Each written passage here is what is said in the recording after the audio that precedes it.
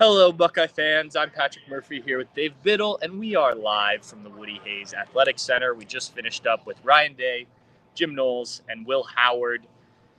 Dave, it's been a few weeks, but we got a big game this Saturday. I know last week we had the whole Wrigley Field was the talking points. Purdue, it was can they manage coming off of an emotional win at Penn State. This week is football. You've got Ohio State, you've got Indiana. Not the matchup we thought might be a top 5 matchup at the end of the season, but it's what we've got. I know you've talked about this some on the BM5 already, but just where do you rank Indiana in terms of, we know where they're ranked nationally, but like how do you view Indiana, I guess is a better way to put it, before we get into what the coaches and Will Howard said. How good is this team in your eyes? They're a legit top 10 team. I don't think they're a legit top 5 team, and maybe they'll prove me wrong. They're at the Horseshoe on Saturday, but I do think I've watched Indiana a lot, and their offense is very much legit. They've got a good quarterback in Curtis Rourke. Offensive line was expected to be shaky. They actually had a solid offensive line. They've got 3 good wide receivers and 2 good running backs and a really good system. So I don't think the defensive front 4 has been pretty good about getting pressure, and they do some things schematically I like on defense, but athletically, I don't know, and talent-wise, I don't know if they're going to be able to keep up with Ohio State for 60 minutes defensively. But I think this Indiana team is a legit top 10 team. Would they be undefeated if they were playing a tougher schedule? No, I don't believe so. But they are a legit top 10 team. And I think if they can just avoid, and some people say they could even get blown out by Ohio State and still make it, that would make it a little sketchy. If they can at least, let's say they lose by 24 or something to the Buckeyes, something like that, where it's not close, but they don't get completely shellacked. I think 11-1 Indiana is a lock. That brings up an interesting point, because if you are Ohio State, you probably want this game to be a comfortable win, but not a blowout that makes Indiana look like they've been overrated all season, right? Like, it's a weird – Ryan Day is going to go out. They're going to do what they're going to do. Yeah, Ohio State can't worry about that. Right. I know what you're saying, though, in a perfect world. Yeah, just beat them by, 30 or, 24. I don't know. Yeah, it's almost like the Georgia-Tennessee game. Like, that would be a good blueprint of, a competitive game for a while, and then Ohio State pulls away, wins comfortably. Indiana still gets some respect for going into the Horseshoe and competing. And Ohio State gets respect for Indiana is actually a top 5, top 10 team. I see what you're saying. Because if you're Ryan Day, you're thinking, I want to win this game 56-0. Sure. No, but I hear what you're saying now. Yeah, because if Indiana, your last 2 games, and obviously they play Purdue to end the season, that should be an easy win. The last 2 games are a close win at a bad or not as good as last year Michigan team, and then a blowout to Ohio State. I think the perception starts to change on the Hoosiers a little bit. And to your point about, a third Big Ten team making the college football playoff, I think that's where things can get a little dicey. 4th Big Ten team, right? 4th Big Ten, you're right. Yeah. Penn State also. Though, I think there's 3 locks right now. I guess unless Penn State slips up, but I don't think they're going to slip up. Who are their final 2 games? I'm trying to think, but I don't think. I think it's something like Michigan State and Maryland. I'm just spitballing there, but I think Penn State's got 2 pretty easy games to close out the regular season, so they're a lock.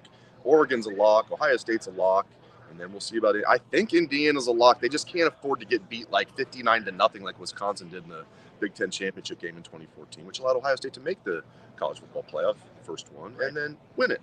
Right. Let's get into some of the press conference takeaways. We'll start with Coach Day. Kind of all over the board today in terms of questions. What stood out to you the most? And we'll go from there.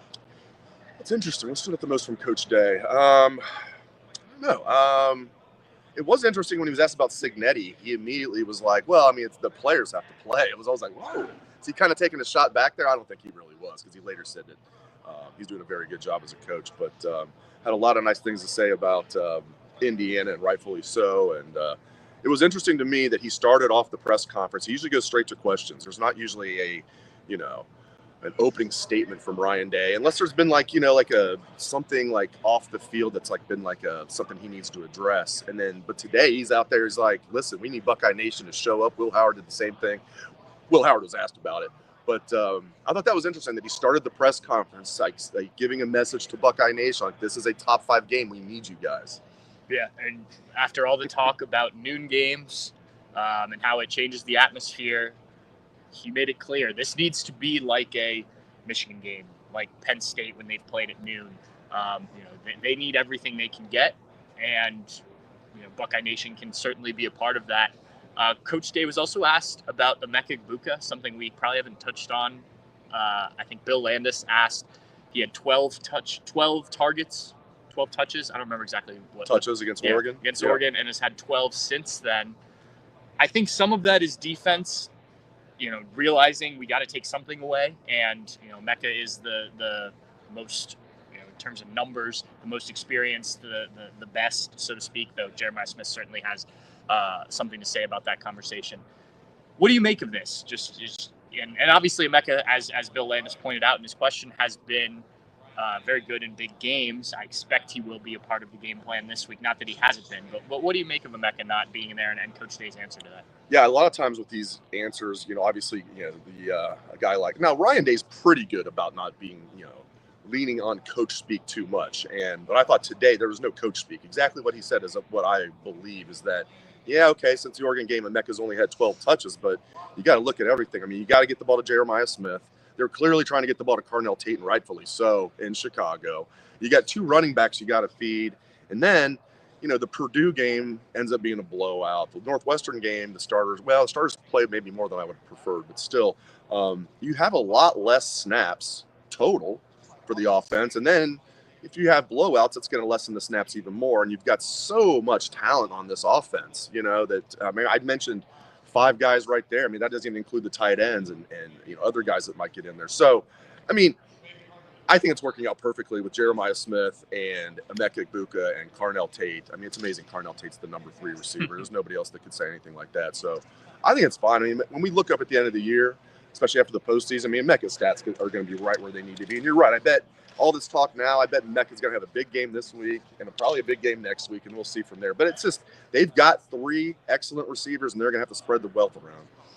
Another player that has been topic of conversation, Northwestern game, and some others, is Denzel Burke. Both Ryan Day and Jim Knowles were asked about Denzel Burke. Both expressed confidence in him. That was coach speak. Okay, go. I mean, right? We were just talking about. But I am okay with that because let's say maybe they do think, okay, he's had a rough games, had a couple rough games this year, some really rough games. We still believe in him. We've seen it. Maybe that's true, but if they are a little concerned about it, they're not going to come out and tell the media, yeah, we're concerned about Denzel. He doesn't. One thing he always has is confidence, and he's even lost that. They're not going to say that to us. Now, is that what's going on? I can't imagine he's very confident. He looked like, I don't know.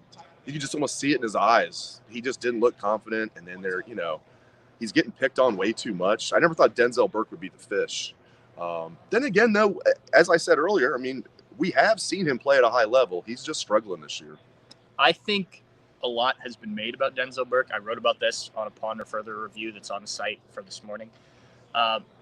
Really, the Oregon game, if you go back and look at the PFF numbers, and I want you to take those with a grain of salt because the targets and things like that aren't always accurate. That's a topic for another day. But since then, he has been 3rd, sometimes 2nd, mostly 3rd in terms of the targeted receiver. Now, Saturday, Jermaine Matthews and him were the top 2 targeted guys. Jermaine Matthews gave up more catches, a young guy still, learning at this level.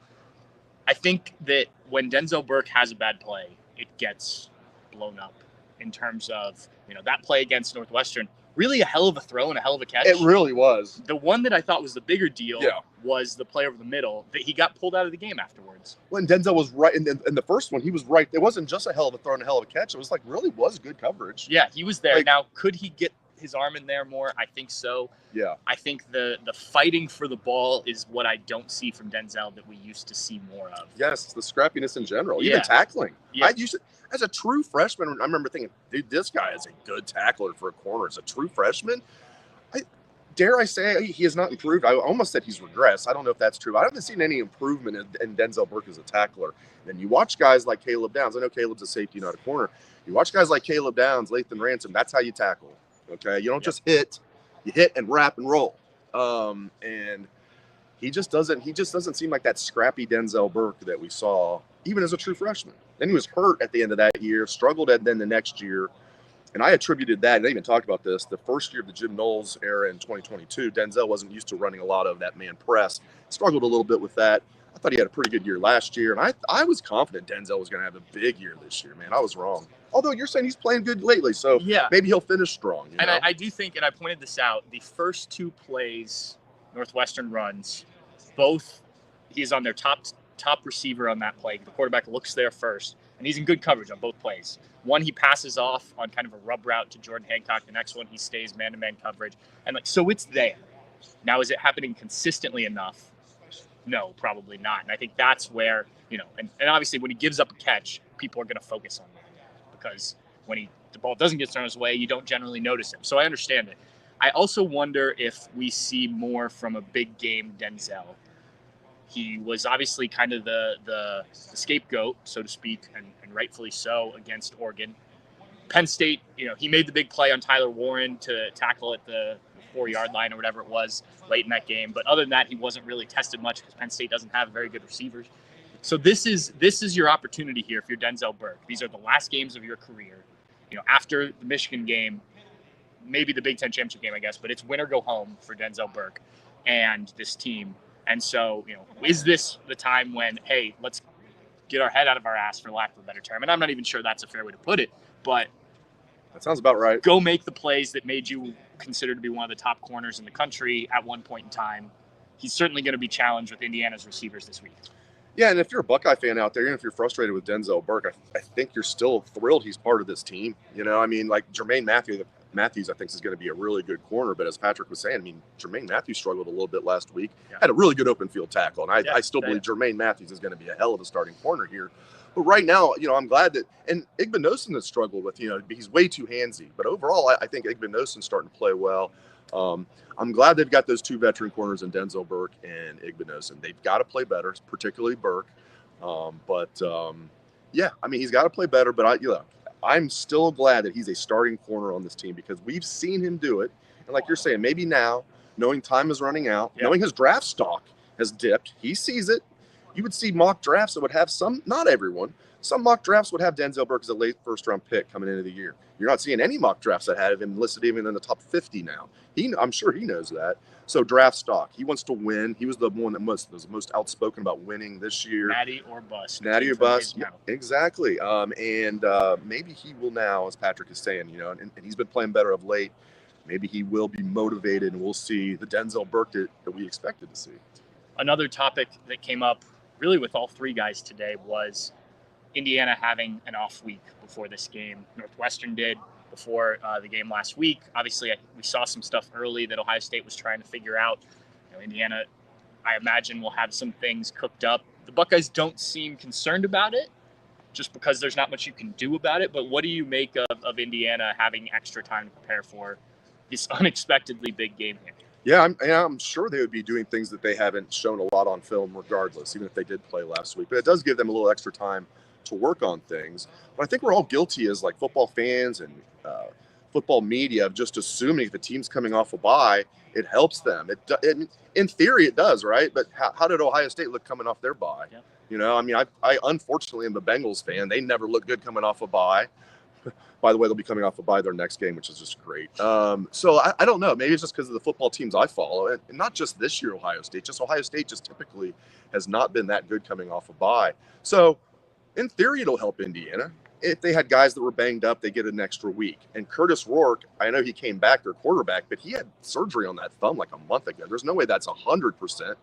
Could be close. That gives him an extra week. So overall, health-wise, it benefits them. It gives them more time to put in some exotic things. But sometimes teams come out rusty after a bye week. So you never know if that's going to be an advantage, which we all assume it is, or if it actually maybe isn't an advantage. We'll find out. And you mentioned Curtis Rourke. Steve Hellwagon was asking guys, Jim Knowles and Ryan Day, about he was a runner, though, over 800 rushing yards for his career. Hasn't done that much at Indiana. Something I think that the Buckeyes, according to Jim Knowles, will prepare for. But as Jim Knowles pointed out, it hasn't been the design quarterback runs that have hurt Ohio State. It's been space to scramble and quarterbacks that can take advantage of that. I think that'll be important to lock down as much as possible on Saturday. The Marshall quarterback, they had a lot of called QB runs early, and he wasn't even that good of a runner. So, yeah, I thought I was joking with Steve. Steve, you're going to need to be in the defensive meetings. Maybe not now. It was almost like Steve was coaching the coaches out there. Like, hey, guys, I know he only has 17 rushing yards this entire season, but Steve follows Ohio University football. He's got a lot of family members that went there, and he was pointing out, as Patrick said, Rourke had 800 career rushing yards, over 800 career rushing yards at Ohio University, and maybe that's something Indiana has been saving. I imagine it is. I imagine we are going to see some called Q runs early in this game, and who knows, though? You run too much against Ohio State, you're going to get your quarterback killed. These guys are, they will hit you. But, and we've seen a lot of quarterbacks get knocked out of the game against Ohio State this year. But, I don't know. He's an impressive quarterback. Will Howard is third in the country in passing efficiency. Number 3. Number 1 is Jackson Dart. Number 2, Curtis Rourke. Yep. And look, again, going back to what we said off the top in terms of trying to decipher how good this Indiana team is, he was not nearly as good, especially in the second half against Michigan. And that's a Michigan secondary that didn't have Will Johnson. Mm-hmm. So that's where kind of I am torn on what I think of Indiana is like, was the Michigan game, especially that second half, the real Indiana playing the most talented team they played, even though Michigan's record's not great? Or was that maybe just kind of an off day for Indiana playing Michigan, and they'll come out and look like the team earlier in the season against Ohio State? I don't know. It was interesting. I missed the first part of that game because we were finishing up what we learned live, but then I got to see the majority of it. And Indiana, they were already up before I started watching the game. I turned it on. Indiana had a long pass to go up 17-3, and you're like, in the second quarter, it's like, you're just going to destroy them, right? And Indiana was looking good. And then at the end of the half, Indiana got the ball back. They stopped Michigan 17-3. Indiana had, I believe, a couple minutes left. You guys can look it up. They definitely had a chance to go down and maybe score a touchdown, certainly kick a field goal. And Cignetti's a very aggressive coach. And the announcers were talking about it. He decided to take a knee and just take it to halftime 17-3. And they were like, that is like totally against how they normally play. So it's almost like it's one of those things in football where I don't know what to make of that second half. Was that the real Indiana? Like Patrick's wondering, or was that just a fluke? Because part of me thinks that was Indiana, like just playing not to lose. And as we all are playing not to lose. As we all know in football, that's how the momentum can switch. All of a sudden, Michigan scored and felt like, oh, we're in the game, when it looked like they had no chance. So when Rourke throws that interception early in the first half, sets them up for success. And so I part of me thinks that like that was Indiana going away from who they are, being, showing a lack of aggression, and that Michigan all of a sudden had the momentum. But it did go to show you that Indiana's no juggernaut. I mean, this is not a good Michigan team, and Michigan had a chance to win that game. They completely outplayed Indiana in the second half, dominated the second half. Yeah, and that's without their quarterback, not an elite quarterback. They've changed quarterbacks, I think, 27 times this season. They don't have a group of receivers. They have a good tight end in Colston Loveland, but certainly not the weapons Ohio State has. And the weapons that Indiana had were relatively kept in check in that game. So I don't know. I've been kind of back and forth, even before the Northwestern game, as I was watching that game and some other Indiana stuff, because I'm going to be honest, I didn't watch a ton of Northwestern last week.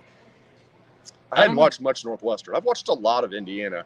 So I had a little gambling interest. Like Indiana's over-under win total coming into the year was 5.5.